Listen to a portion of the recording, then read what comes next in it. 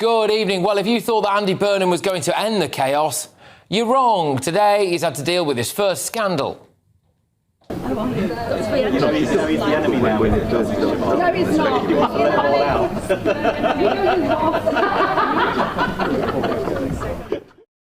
Yes, Streeting and Mahmood forced to apologise after being caught on a hot mic joking about letting prisoners out early. More on that later. His first flagship policy is to reduce VAT on energy bills, supposedly saving people around 45 quid a year. Firstly, we can only do this apparently because of Brexit, which is very bad news for our Andy. Long term, I'm going to be honest, I'm going to say it. I want to rejoin. I hope in my lifetime I see this country rejoin the European Union. I'm absolutely clear about that. Secondly, Number 10 claimed that they could afford this by using the money that was allocated towards digital ID. Then the newly sacked Darren Jones, is obviously taking things really well, piped up and revealed that digital ID wasn't actually funded. So where is the money coming from? It's almost like they don't know what they're doing, isn't it? A couple of days ago, Burnham said the issue that kept coming up on the doorstep in Makerfield was about the income tax threshold, seriously hinting that he would raise the income tax threshold above £12,570. Then, last night, it looked like it was U-turning on that. And then, just a few hours ago, he's saying that he might do it, but he's not sure, and we'll just have to wait for the budget. Again. The unravelling of Andy Burnham. How fast can a dream collapse? If you thought a change at the top would magically clear the fog over Westminster, you were sorely mistaken. The political weather in Britain has not cleared. It has simply turned into a relentless, icy drizzle. Just days into what was promised to be a bold new era under Andy Burnham, the varnish is already peeling off, exposing the exact same creaking structure underneath. Welcome to Britain Underneath, where we strip back the polished political spin to reveal what is truly going on below the surface. Before we dive into the wreckage of these opening moves, take a moment to hit that subscribe button. It directly supports this channel, helps us keep digging into the truth, and ensures you never miss an insider update on the state of our nation.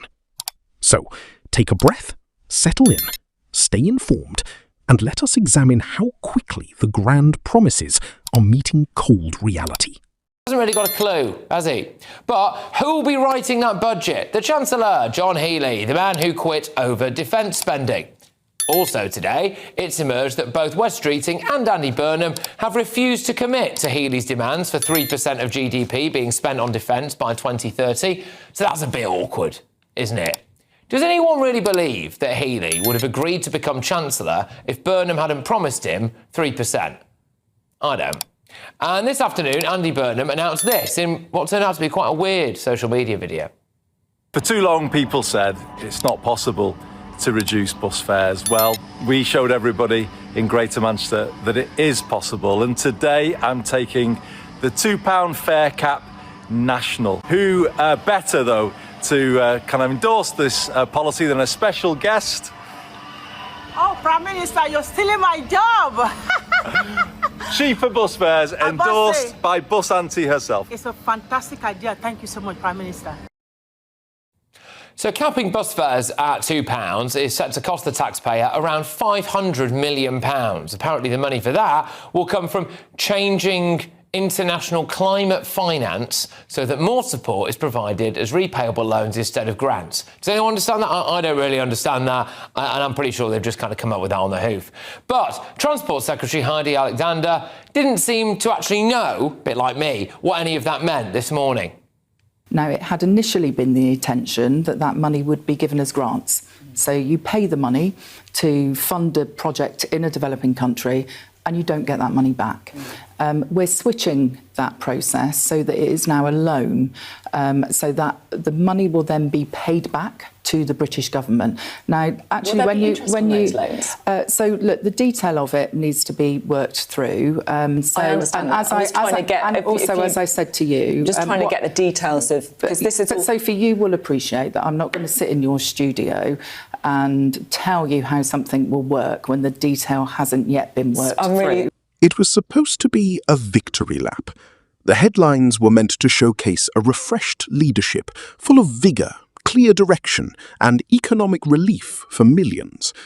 Instead, the country is watching a masterclass in backpedalling. Consider the flagship proposal to trim value-added tax on energy bills, meant to hand a modest £45 back to struggling households. On paper, it sounds like a welcome relief. In practice, the arithmetic simply does not add up. Downing Street initially suggested this would be funded by repurposed money from a scrapped digital identity project. But within hours, former insiders quietly pointed out that the digital identity project was never actually funded in the first place. You cannot spend money that only existed on a whiteboard. It is an extraordinary slip, revealing a team moving so fast to grab a headline that they forgot to check if the vault had any cash inside. Sorry, that's absolutely ludicrous, isn't it? I'm not going to sit in your studio and tell you how something's going to work. Yeah? I'm not going to do that. What do you think my job is? Transport Secretary. Andy Burnham has already said that he wants to let illegal migrants work, and he's planning on building loads of council homes. Yeah? So those two things go hand in hand, don't they? What happened today? There, you're looking at a mother and at least a couple of toddlers there, and she's being pushed back by the authorities. She's trying to get on that boat there, that mega dinghy that's absolutely packed to the gunnels. Look at those other migrants in the water as well, wading out. These are French rescue services plucking people from the water that have got into difficulty and taking them back to the shore. There you see the mega dinghy, as I say, very packed out. Yes, the migrant mega dinghy. Burnham's big thing is devolution. So will he let local councils refuse to take illegal immigrants? Well, we don't know, because he's not told us, but I suspect that that won't fall under his big vision for devolution. We've also had full frontal idiocy today from none other than backbench Labour MP Stella Creasy. Check this out. If you have lost a parrot, not a parakeet, there is a parrot on the loose in Lloyd Park. I'll try and post some pictures up of it, but if you've lost an actual parrot, because it's too big to be a parakeet, it's in Lloyd Park right now. Oh, there you go. That was it at the end there. That Stella is a parakeet. And there are about 50,000 of them in London. And then she decided, no, this is great, right? Because I thought when everyone started having a massive go at her, and we'll do a bit more on this later because the replies were hilarious, but when everyone started having a massive go at her, I had a little Stella Creasy bingo card that I thought she was going to wheel it off. I thought she was going to try and find a way of maybe making it about misogyny, that people were only having a go at because she's a woman. She likes to play that particular card. But no, she got the one that was third on my bingo card, which is just to blame the media for her being a bit thick. Seeing a bird that seemed a bit bigger on its own, that seemed quite tame, I thought it might be somebody's parrot. And I thought, I'll do a quick video, see if I can help reunite it with its owner. Nothing more serious than that. Now, it turns out it probably was a parakeet. I can't believe that that's actually news, but apparently so. But it does trouble me that a lot of people say to me, I wouldn't want to do your job because of the abuse, because of the constant negativity that you face as a member of parliament. I will not lose any sleep over the fact I didn't know the difference between a parrot and a parakeet. It's been a learning opportunity for me. But I will worry about our democracy and our public life if we make it impossible for normal people who don't know everything about everything to be able to be part of it. And that's the real story here. When the foundation of your very first economic policy turns out to be imaginary, the whole structure starts to wobble. We are seeing a worrying pattern of announcing first and figuring out the mechanics later. Take the widely broadcast £2 national bus fare cap. It is an easy win for public relations, but look closer at how it is being financed. The Treasury plans to shift international climate aid from direct grants to repayable loans, claiming the returned funds will cover the £500 million price tag. When senior transport officials were asked on live television to explain how this financial magic trick actually works, the response was a painful stumble of hesitation.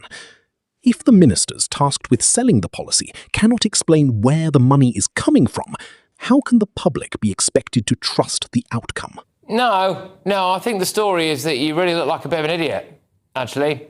So, we are 3 days in. We've had U-turns, flip-flopping, infighting, scandal, cat-handed policy announcements, loads more illegal migrants, and a display of exactly how thick certain members of Parliament really are.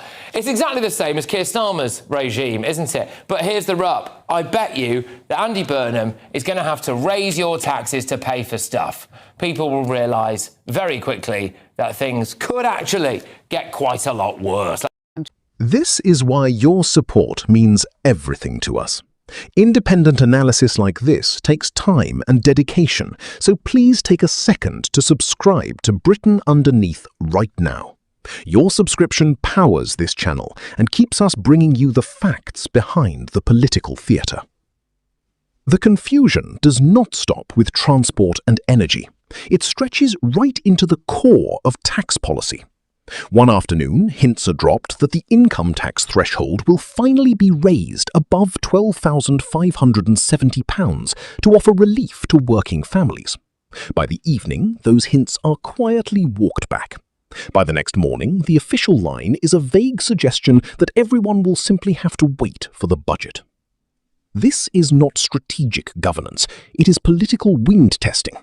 It leaves households in total limbo, completely unsure of what their paychecks will look like in 6 months. Meanwhile, the fault lines within the cabinet are already widening over national defence.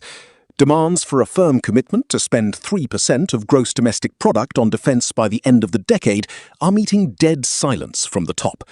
Senior figures who stepped into their roles expecting clear assurances are finding that no such promises exist. It creates a deeply uneasy picture of a leadership attempting to be everything to everyone while pleasing almost no one. We are witnessing a classic political miscalculation, substituting charm and grand rhetoric for an actual budgeted strategy.